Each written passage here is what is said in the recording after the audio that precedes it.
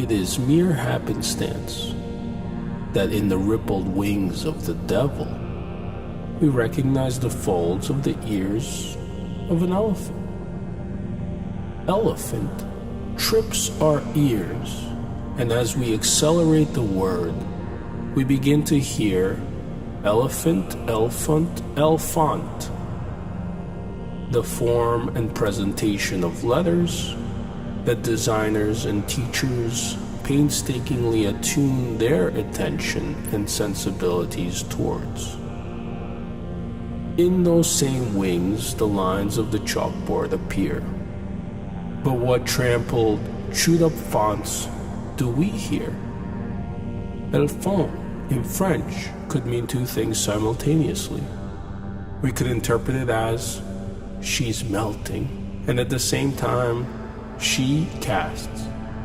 Both of these witchy translations stir us from our quandary of letter forms towards that of fancy.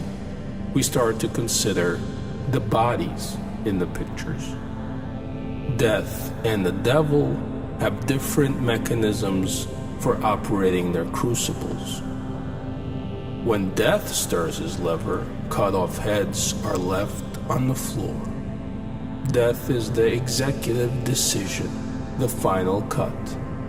There is no room for any other body in this picture. This devil is in the details. The devil's forge may be the cabinet of Dr. Frankenstein and that of Caligari combined, where the casting of the new and seemingly deformed bodies and psyches take shape is cast in noir formalism. The main feature is presented as a double feature.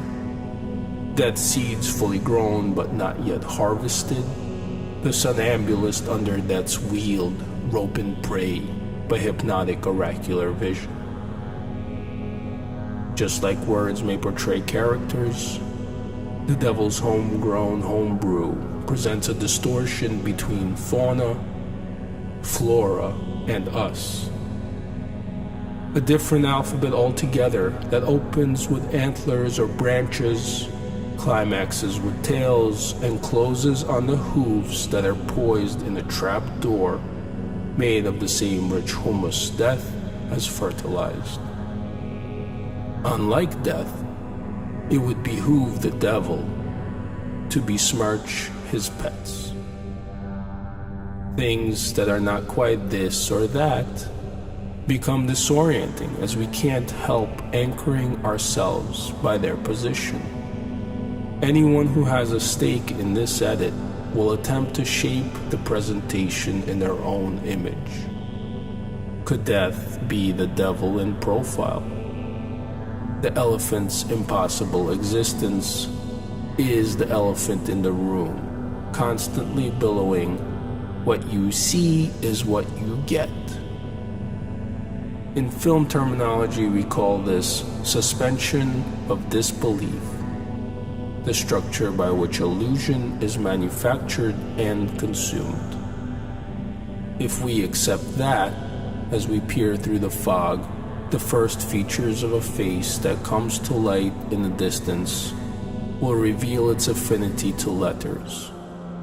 The closer that face approaches, the more that face spells out its story.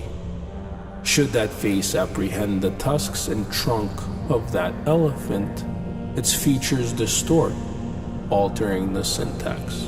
We know so well that hidden in our bodies is the coordinated duality of instantaneous futility and infinite possibility. It is not so simple to sweep away the elephant with the broom, since like a giant hunk of dust, it will find a new space to occupy.